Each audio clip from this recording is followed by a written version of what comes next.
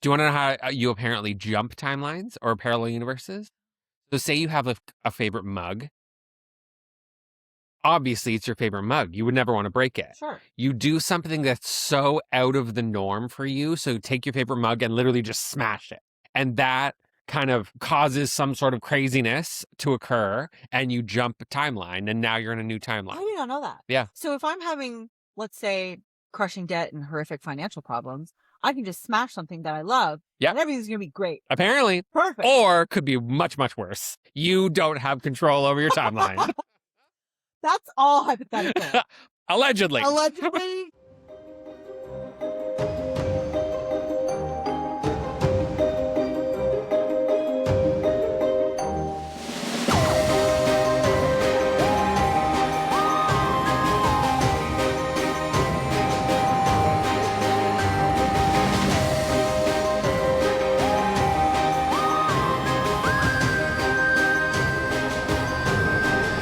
Welcome to Weird as a Whimsy, a podcast where we will be discussing all things weird and You guessed it. whimsical. Hi, my name is Jacqueline. And I'm Stevie. And before we get into today's episode, It's officially the start of Pride Month. it sure is so. June. Happy Pride. We didn't practice that at all. And we love a fan crack. We really So You can do it. for all you listeners at home, we've got like a full-on drag queen fans. Yeah. Like We got these. What Pride was that? We got it. Actually, we're in a Pride. We're in Vegas. Vegas. Yeah, That's right. Drag brunch. Senior Frogs. Exactly. I believe this is Chanel. I think so. Yeah. Host? I always thought it was Willem, but yeah, that makes sense because Willem was not there. Not there. Yep. Yeah. And then we brought these. Then we got To Pride. To Pride. and Yes. We were the bells. Well, we were actually the bells of the ball in Vegas with these. Yes. Oh my People God. were lining up how to. We taught so many people. Well, we tried to teach so many people how to fan crack. Yeah. Well, I mean, to be fair, you taught me, and then Okay. Yeah. so it was Fair. really Steven do it. And taught, but I'm Because we're gay and it just comes naturally to us. right. So And I am beside. What's the yeah, word? beside an ally, An ally, but there's adjacent. adjacent. I'm a beside. I'm beside. Anyway, happy Pride. Happy Happy Pride. start of Pride. Yay, Steven. So we do have a special little thing for Pride. So basically, any proceeds that we get from the rainbow tie-dye merch that we have on our site, will be matched by us personally and donated to local charities that help support queer youth. Yay! So please, if you were ever going to purchase Now's the time. merch from us, now is the And I mean, I guess it doesn't have to specifically be the rainbow tie-dye, but it's on theme, right? It's on theme. We're also not trying to rainbow wash. We're not those people. So yes, please help out. Even if you don't want to support through us, go out and support your own way. Yeah. Also, I'm gay. Give me money. Yeah. Period. I need it. Period. So let's also give a shout out to some of the charities that are in our regions, shall we? Mm-hmm. So in Barrie specifically, there is the Gilbert Center. The Gilbert Center is the primary registered charity in Barrie dedicated to providing social support, health promotion, and advocacy for the 2SLGBTQIA plus community across Simcoe and Muskoka. And I'm really sorry that I started bizarrely like drooling like I said that. So Love I don't know it. There you what go. will happen, but support the Gilbert Center. Yay. I'm also excited to tell you that Lake Country Pride is happening in Aurelia. That's exciting. Yes, on June 13th. I will be attending. And then Barrie Pride runs for 2 days from June 20th to 21st as well. Huzzah. Yay. So check those out if you're in my region. So mine that I chose, basically the one that we actually do a lot with. Dan's company donates a lot. So it's called Spectrum. Spectrum is Waterloo region's first ever rainbow community space. It's an organization that serves, affirms, and supports the well-being of 2SLGBTQIA plus individuals in Waterloo region and the broader community through peer support, community partnerships, education and training, resources, and events. Huzzah! And Right. Spectrum is great. We go to their events at least once a year. They have like a gala that they go to, Beautiful. and it's so much fun. Yeah. And we also have Tri-City Pride happening June 6th, which we will be attending. Fun. And Merlin will too. It's gonna be fun. That's gonna be so good. Yeah. Oh, fabulous. So get out there, support, be an ally. Yay. Right? Be gay. Be gay. And Happy Pride, queers and non-queers alike. Non-queers, allies, everyone. Also, just like everyone. Yay, everyone. Yay, everyone. In harmony and allowing everyone to be who they are. Yes. Without any. As long as you're good people. Only good people. Only good people. We've talked about this. Like, there are bad people across it. All over the place. Rainbow or not. Yeah. Right? Oh, yeah. There's people out there.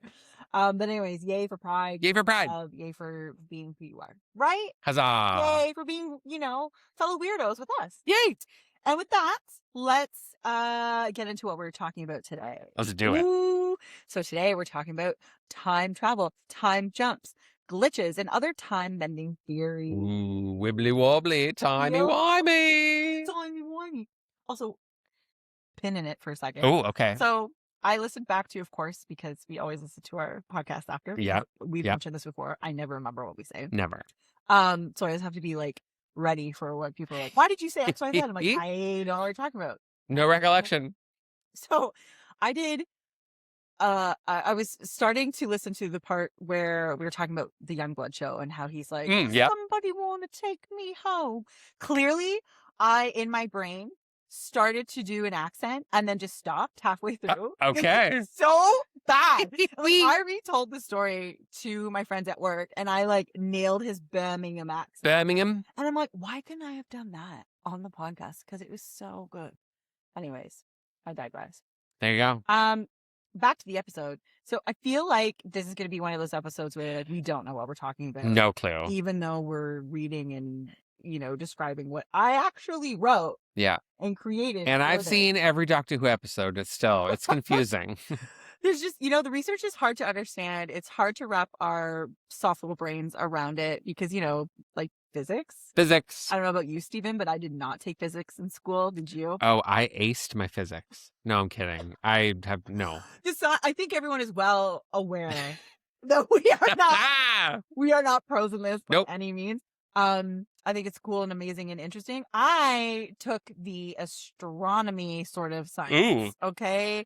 I did not do any physics at all. What science did I do? What science did you do? Did you take it all? General science? Sure. That was a thing. And I feel like I just stopped as soon as I could. I feel like there was physics. There was physics class. Yeah, there's physics, but did you take it? I didn't. No, I don't think I did. Did you take biology? I did not.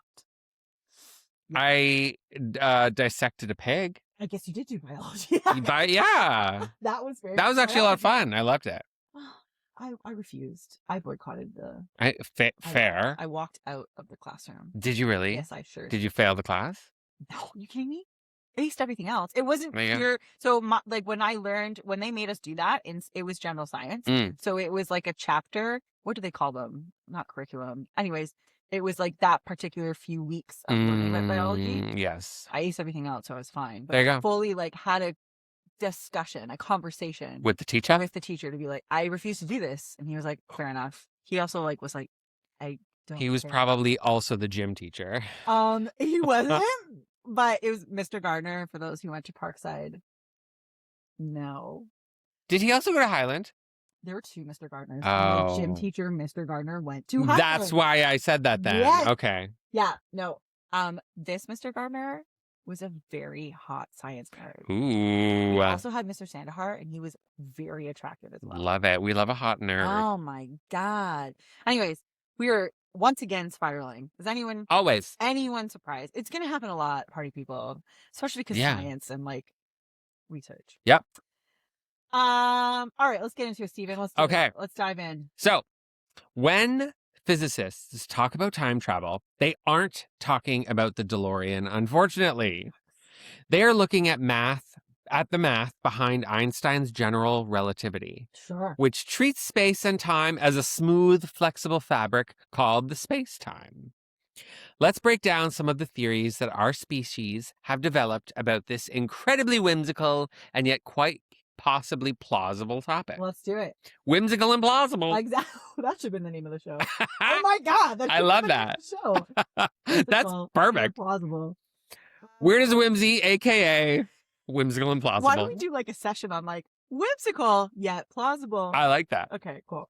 Crunchy yet satisfying. Lion King? What is it? What does Simba say? Oh yes, slimy. Yet satisfying. Oh God, what an excellent reference.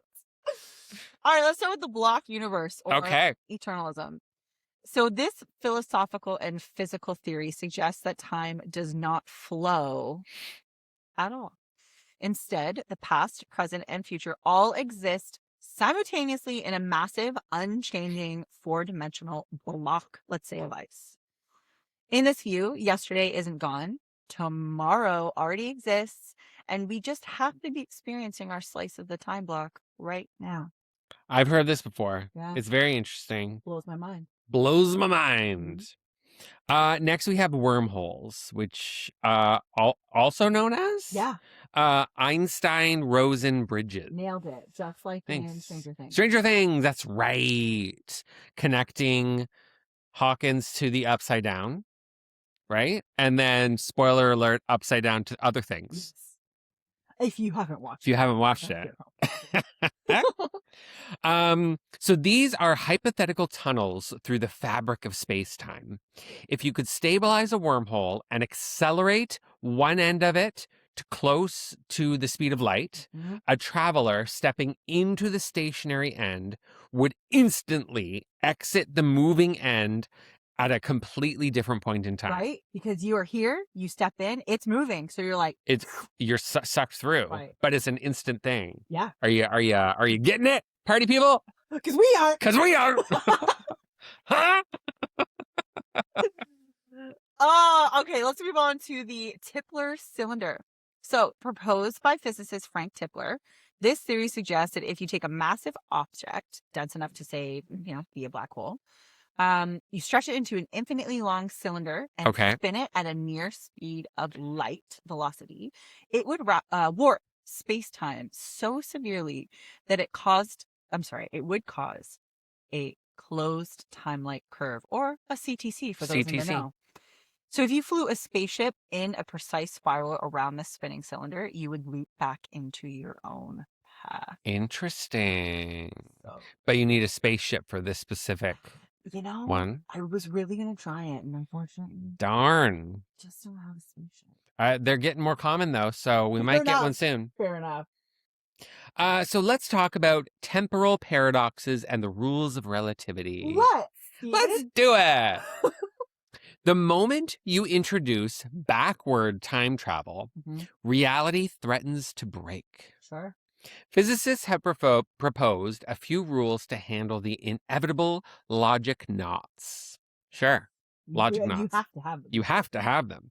So we have the grandfather paradox. Pretty popular. Pretty popular, the classic dilemma.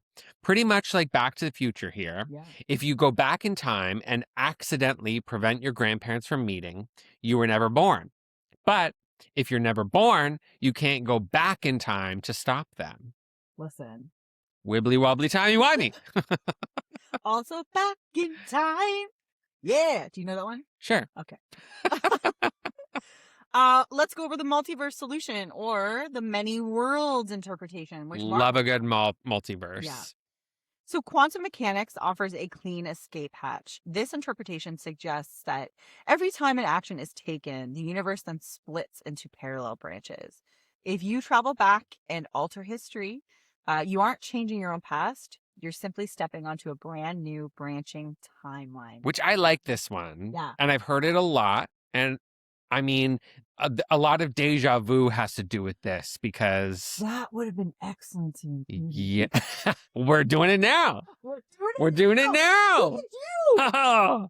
Yeah. But yeah, apparently when you're experiencing deja vu, or one explanation of deja vu is you're experiencing a different parallel universe or a different timeline, which is cool. Do you want to know how you apparently jump timelines or parallel universes? So say you have a favorite mug. Obviously, it's your favorite mug. You would never want to break it. Sure. You do something that's so out of the norm for you. So take your favorite mug and literally just smash it.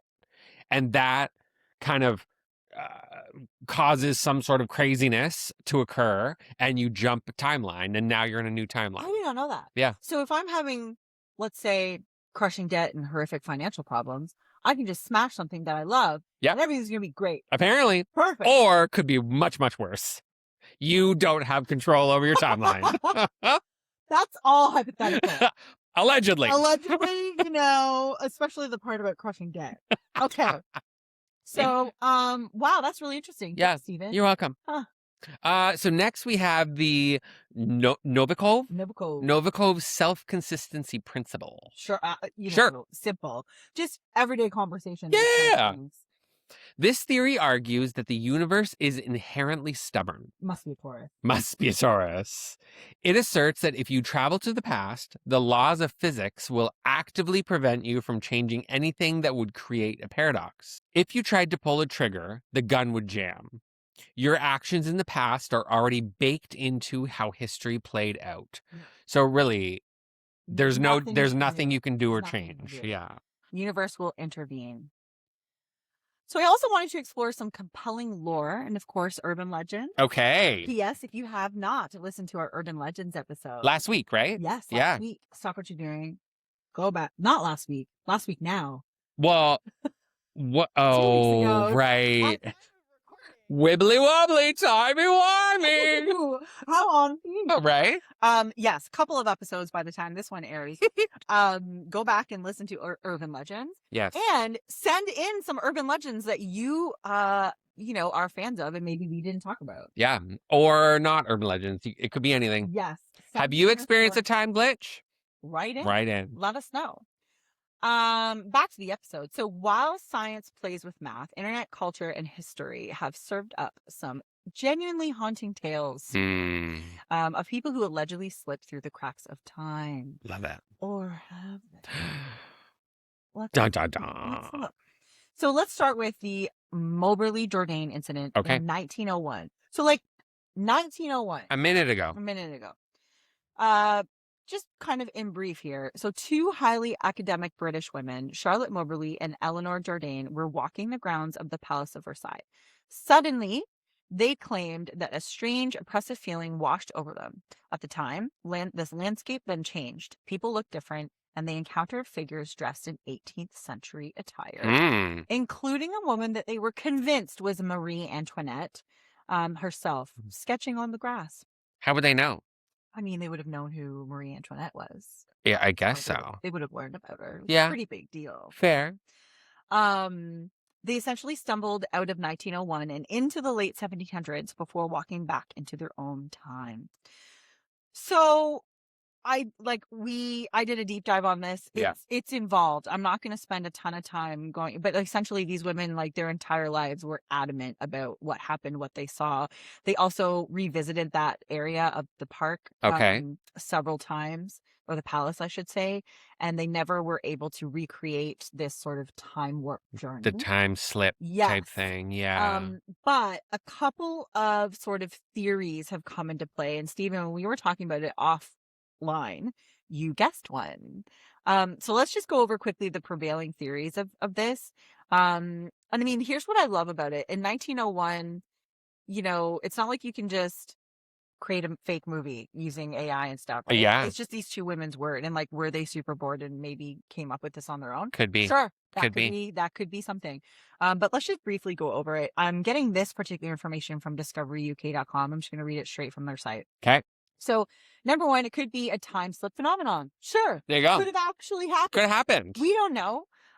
It could have been a genuine experience, and this is just something that we don't know enough about. Yeah. And it happened. So there's that.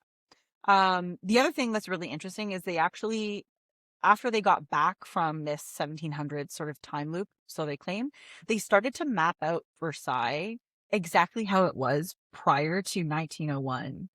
and it was correct. Oh, I mean, that's interesting. It's very interesting, but could you argue that they would have maybe perhaps been educated on this because these were like, could be. high society women? Yeah, who they wouldn't have had the were, chance. academic British Correct. women. So So, they like, would have had access maybe to, yeah. etc. Right? All credit to Stephen on this one. Another theory was haunting or residual energy. Yeah. Right? Maybe they just walked in on a residual energy Yep. scene and they saw all of these scenes, and what they were seeing were actually ghosts. Could be. Could very well been. What do we think is more plausible, ghosts or time slip? We put that to you, party people. Let us know what you think. Another sort of theory is, this is my favorite. Okay. It was a private party. It was a themed private party. And they just happened to walk into the party. Exactly. I'll read it because it's really, really short here, but this is a direct quote from discoveryuk.com. A skeptical, more mundane explanation suggests the traveling academics may have stumbled upon a historical reenactment, private costume party, or even actors hired for a tableau vivant, a still and silent group of people depicting a specific scene or incident. Interesting. So, like, it could have just been that. It was a Marie Antoinette themed flash mob. Yes. Let me It goes on to say, maybe these women were hallucinating. Maybe they were misremembering things, and they were so wrapped up in their studies that maybe it was something that they were actually reading about and learning about, and they just like dreamt it together. Yeah. It goes on and on and on. So many theories. So many theories, but pretty interesting. So next we have the internet icon John Titor. Sure. Teeter-totter. Teeter-totter. Teeter-totter? Teeter-totter. Fine. I love teeter-totters. This was actually a little more recent. So 2000, 2001, which, I mean, recent to us. That feels like yesterday. I know. I started high school in 2001. I started high school. I would have been 2000 then. Right? Yeah. Wait. No, you would have been 2002. I was like, wait, I graduated in 2006. Hold on. I was like, I was not in high school for 6 years. Anyway, okay. So in the early days of internet forums, a user named John Titor. What did we decide on? Titter? Whatever you Titter. want. I like Titter. A user named John Titor appeared, claiming to be an American soldier from the year 2036. 10 years from right now. Oh, God, yeah. Yeah. We're closer to that than 2000. Oh, my God, it's so true. That's crazy. He was allegedly sent back to 1975 to retrieve an IBM 5100 computer needed to fix a future software bug, which seems... Think of what we have now, and we're going to need an IBM computer. An IBM 5100. An IBM 5100. Yes, so needed to fix a future software bugs. Titor posted detailed schematics of his military-grade temporal displacement unit. Sure. And shared chilling warnings of an impending civil war and World War III, which... That could be real. That could be real. Within the next 10 years, I could see something like that happening. For sure. 10 days. 10 days, truly. While it was widely debunked as an elaborate hoax, likely orchestrated by an entertainment lawyer, the sheer depth of the lore and technical jargon made it an internet legend. Sure. A lot of people probably still believe it. Oh, yeah. Right? Also, yeah. What was it? He was an American soldier. Would this been around the time of Terminator and shit like that? Oh, God. Well, the first Terminator movie came out in 1984, I think. Okay. But two more. Yeah. I don't know when the second one came out. Because I don't know why, but immediately that's what I thought of. Nailed it. Terminator, 1984. Look at you. Terminator 2, Judgment Day, 1991. Terminator, Rise of the Machines, 2003. Oh, okay. So, But, I mean, yeah. Very that vibe. Very that vibe. Maybe he was trying to be, Sarah Connor, John Connor. Yeah, exactly. Yeah, we should not have picked these. I know. I'm having too much fun. But let's do a really good one. Okay. Just for funsies. 1, 2, 3. Oh, yeah. We still got it, baby. God. Okay, we will put these down now. I can't stop. Okay, I'll physically remove it from my area. All right. Let's continue. So the glitch, or the Sergei Ponomarenko Love story it. from 2006, which is when you graduated. True. So a young man was found wandering the streets of Kyiv, Ukraine, dressed in retro 1950s clothing, carrying an old-fashioned camera and looking completely terrified. He claimed that he had taken a photo of a strange bell-shaped object in the sky and suddenly found himself decades in the future. Side note, that's where my grandpa was from. Oh, look at that. After finding himself decades in the future, when authorities developed his film, the images showed 1950s Kiev and a photo of him standing next to a woman who was tracked down in 2006. Ooh. Now, of course, an elderly lady who confirmed that her boyfriend Sergei had mysteriously vanished in 1958. Interesting. Wait, Yeah. was Sergey, he appeared in 2006? Wandering the streets. This was right. So this kind of kicked off in 2006. But yeah, so that's a great question actually. When would he Yeah, it like, must have, yeah, in could they 2006. have Yes, introduced in him to 2006. Yes. Yeah, He interesting. traveled to 2006 allegedly. However, Here we go. this has been debunked. Damn it. Yeah, the story originated as a sort of dramatic reconstruction produced for entertainment, not a news report, in a television show in Ukraine called Aliens. Allegedly debunked. Correct, actually. You never know. So I do believe in fairies. I do. I do.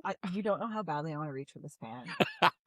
Oh, that would have been perfect. It's in my vicinity. I can't. It's just so good. Okay. But Steven. Yeah. Do you ever think, what does Neil deGrasse Tyson think? All the time, Jacqueline. Me too. So if you're like us, so if you don't know who he is, Neil deGrasse Tyson is a very popular astrophysicist, author, and science communicator. He actually does just seem like a cool guy, He's just a too. cool guy. Yeah. Love his voice, love everything about him. His whole demeanor, his vibe, everything. Really cool. Love his podcast. So let's dive into what you think. Let's dive in. So Neil deGrasse Tyson explains that traveling into the future is a proven reality based on Einstein's theory of relativity, achieved through extreme speed or gravity. There you go. Yeah.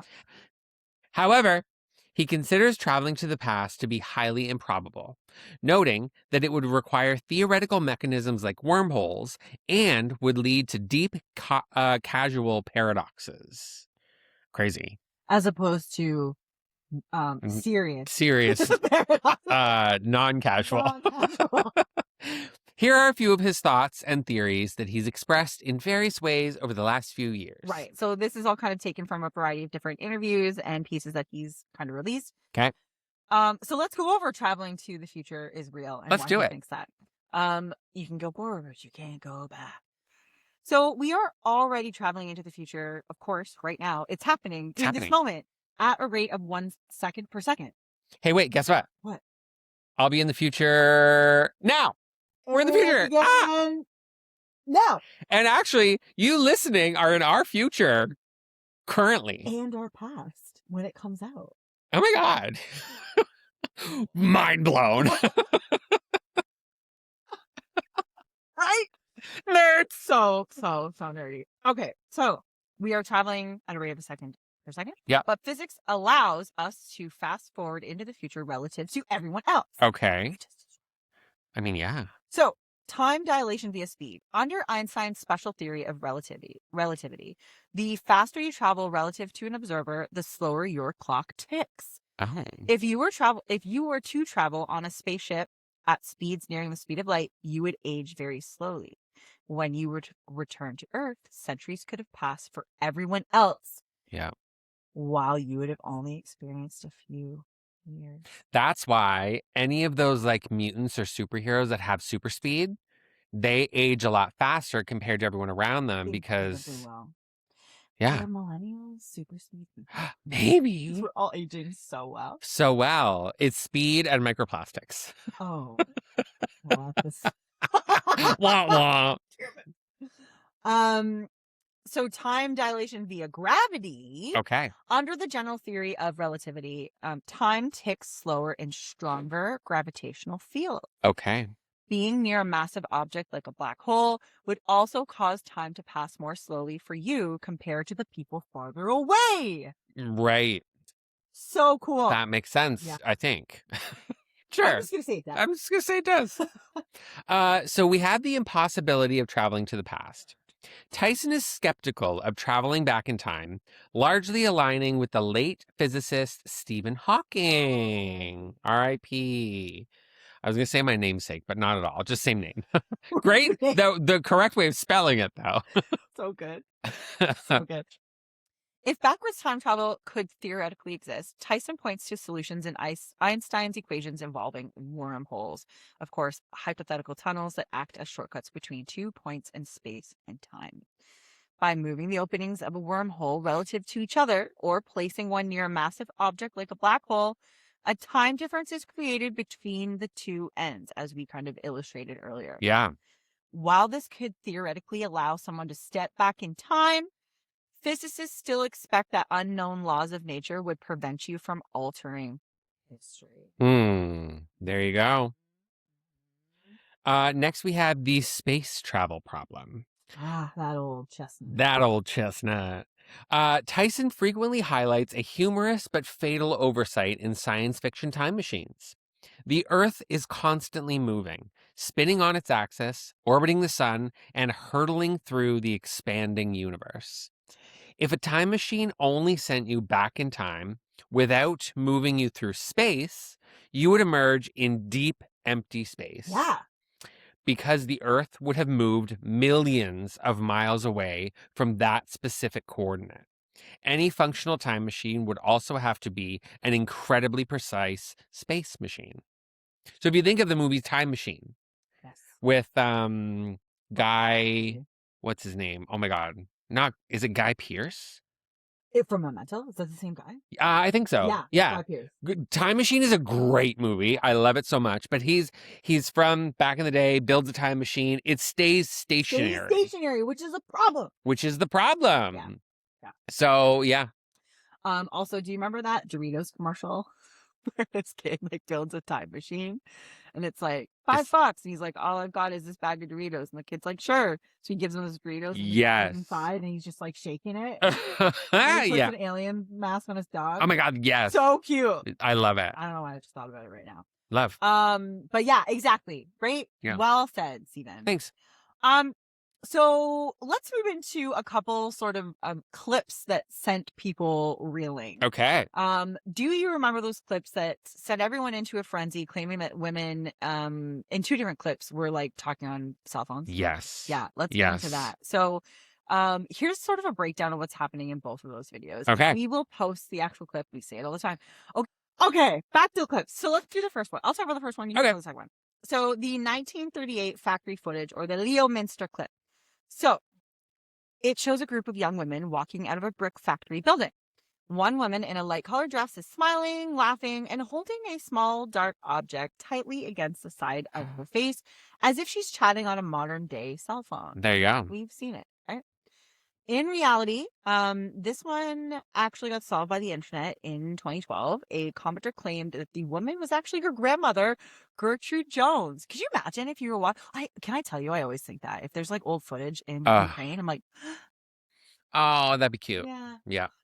Historians and Ukraine, it's a huge country, really. I'm just like thinking that you never know. 3 people that I knew. Anyway. Historians and researchers verified the details. The factory was a DuPont communications plant in Leominster, Massachusetts.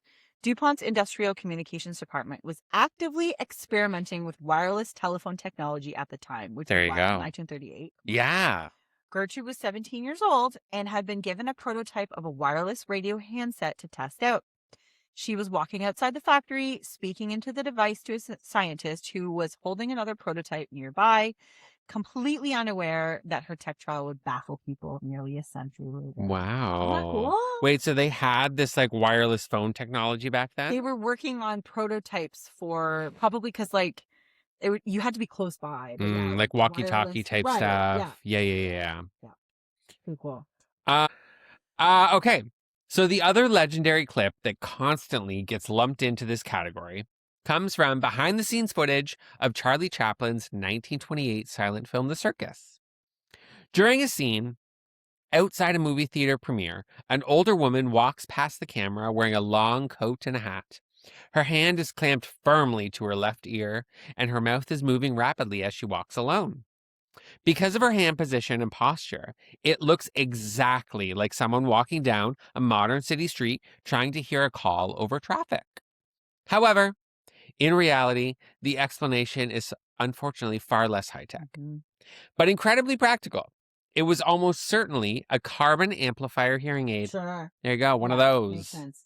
The Siemens company patented a compact, rectangular, handheld electronic hearing aid in 1924, just 4 years before the film was shot. Right. So if she was putting it up to her ear, she was probably trying to hear someone beside her, behind her, in front of her. Yeah. And of course, she's talking back as she's trying to listen. Yeah. Right. So makes sense. But I will tell you, I remember seeing this being like, Yeah. this is proof. It's proof. Yeah. I was absolutely a victim of this video. So why do we think that, right? When we see things and we just immediately think something, our brains are hardwired for pareidolia. Pareidolia. Pareidolia, meaning we instinctively map familiar modern concepts onto ambiguous historical images because, like, yeah, why wouldn't we? Yeah. We wouldn't know any different. It's a lot easier for a modern brain to see a cell phone than it is to recognize a 1920s vacuum tube acoustic device or experimental 1930s short-range factory radio. I mean, yeah, there you go. Facts are facts. Facts are facts. But, like, how wild is it that we discovered what pareidolia is and what is happening? Yeah. Like, it could also explain half of what we talk about. Don't say that. You know what? That's what I think about. So Stephen, Yes. you educated me on something very interesting. Yeah. Fair. And I would love to know more about these lost watches. Yeah, okay. So I've heard there's been a few instances where there'll be like archaeologists at an archaeological dig, say somewhere in Egypt, or we've got like the Ming Dynasty, that kind of thing.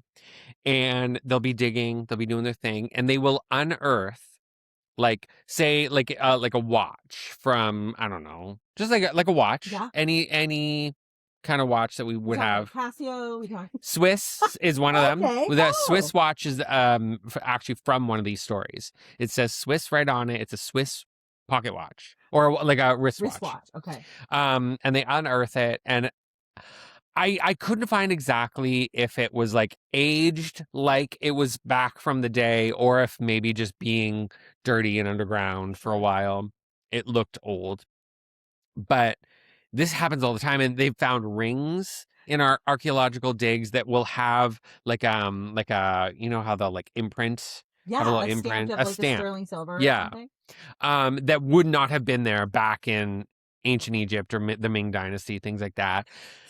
They've tried to debunk it, saying that it could have been brought in from like rodents that have somehow gotten into the underground, you know, tombs and stuff like that. Sure. Or from archaeologists from digs years and years before that have dropped something in. I see. So they're finding. Okay. So to clarify. Yep. So like we as modern day people, explorers, archaeologists, etc., are going into what we think is an untouched dig. Yeah. And they're finding modern day things and being like, how did this get in here? Wow. I mean, the rodents one is like, why would a rodent why would a rodent do that? Yeah.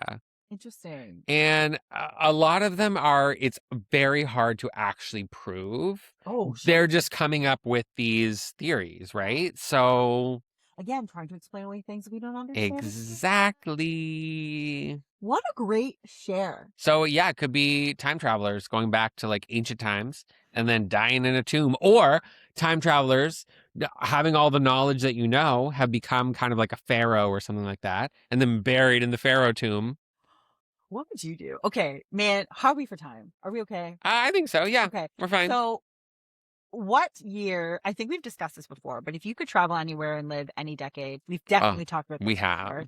I don't remember what episode we did, but let's give you a recent answer. What decade would you travel to first? Because I would go anywhere. If I and like screw what Tyson said. Sorry, I love you, Neil deGrasse. But if your time machine was precise and exact and high Yeah. tech enough to move, no problem. Where would you go?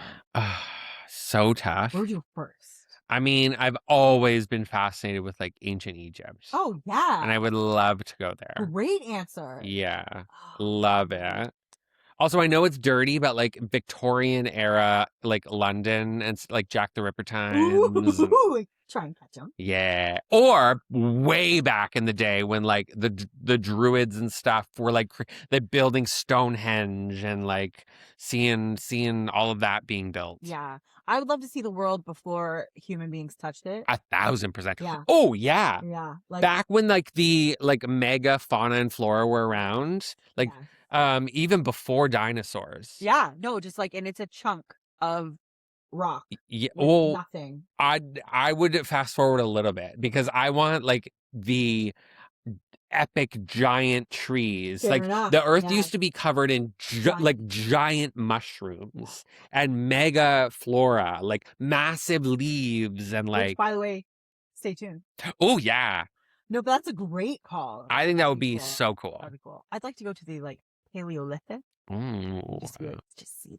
To see them. But first, where would I go first? Like, Yeah. I love your. So is Egypt like your first destination? Probably. Yeah, ancient Egypt. Like, are we talking Cleopatra times? Are we talking like? No, like because Cleopatra came way after the pyramids. I would want like the peak of like the Egyptian pharaohs and like all of that. Yeah. Or gay Greek Roman times. Oh yeah, amazing. Yeah. Yeah, that's a really. There's so much. Because not only that, but like time was obviously time was happening everywhere across the globe. So it's like, what part of the world did I want to see in what time frame? Yeah. I mean, again, I'd want to see as many things as possible. I am absolutely drawn to like old England. Yeah. Old 100%. Ancient England. Would love to see like volcanoes being formed. Oh yeah. Would love to this is so funny and like honestly, no. You know what? Okay. My first destination would be 1972. Okay. And I would drive all the cars. I would see all the bands. Oh, I mean, like the cars were cooler oh back then. man, I would experience like 1970s America. Love it. That like no, kind of cool though. Yeah. Like going to like the drive-ins. Yes. And like the driving up the cool car and having like the rollerblade girls come and like set your tray on the side of the car. Yeah. Have a shake. Yeah. Like literally I always tell my parents I'm so jealous because that was their 20-year-olds. Yeah. Like that was what they got to live. Go make out at Lover's Lane and get the hook man coming at you. No, that was 90s. That was 90s. I mean, I'm sure it probably started in the 70s too. But yeah, I just think that would be so cool. Like, yeah. I would absolutely try and like fuck shit up. But clearly I would not be able to do it. Depends on what theory we're looking at though. True. But how I would try. Oh, same. I would too. Yeah, I'd like to I definitely do that. Yeah. So yeah. Do you think it's real? Do you think it can happen? Time travel? Time travel? I think so. I think if it's not it might not be the time travel that we're like you see in movies and shit like that, but it could be the parallel universes, the different like we talked about the branches, the multiverse, if you will. Yeah, pretty cool. What an interesting topic. It's really interesting. And like I wish I were smart. Me too, girl. One of my dear friends who unfortunately has passed away now, Brian, he was so smart. I used to actually we like I don't remember if he spelled his name like this once, so we just started calling him, but we called him Brain instead of Brian, right? And he was so smart, and I remember like chatting with him after high school. We were in school and in college and university, and I was like, "What are you taking for fun?" He's like, "Quantum physics." Oh Jesus! As you do, yeah, totally. Just for a laugh. Was that an Arthur reference? Do you think? Because wasn't Brain also? With the brain. I don't think we knew that. I don't think maybe we had, but I don't. That is a thing, right? In Arthur, wasn't the smart? Yeah, he was. Who was Brain? Brian? Maybe because Brian was the. No, the funny one. You're talking about Arthur the show. Right? Arthur the show. Wasn't the bunny? That was Buster. Buster! No, but like the bear was, I thought, was his name Brain? The Brain was his nickname because he was so smart. Well, Listen, maybe that's where we got it from. Maybe. But legit, Brian was so smart. love it. And I miss him. And Oh, yeah. yeah. Shout out. Shout out, Brian. Shout out, Brian. He knows the secret. He knows all the secrets. Truly. So, it would have been interesting to see if he's right. Have you ever tried to chat with him? Yeah. Has there been anything? No. No. Yeah. Yeah. Would love to keep trying. Yeah. But he's probably like, my theory is that he doesn't want to prove me right. Because we would get in heated discussion. I could see it. That'd be hilarious. I'm Yeah. gonna contact you because that's Yeah. freaking right. Yeah. That's funny. But great question. Thanks. Well, I think that's it for I think so. speaking of time, we've hit ours. So thank you so much for listening and watching Weirdos of Whimsy. We will be back again soon with another episode that guides you through the weird and whimsical journey that is our brains. Be sure to follow us on Instagram, TikTok, and YouTube at Weirdos of Whimsy Pod. Watch that space for updates, release dates, and other treats and delectable morsels. Say goodbye, Stevie. Goodbye, everybody. And as always, pick up, say, well, see you later. I didn't say it. See you later. Hey. I did not say it at the same time as you.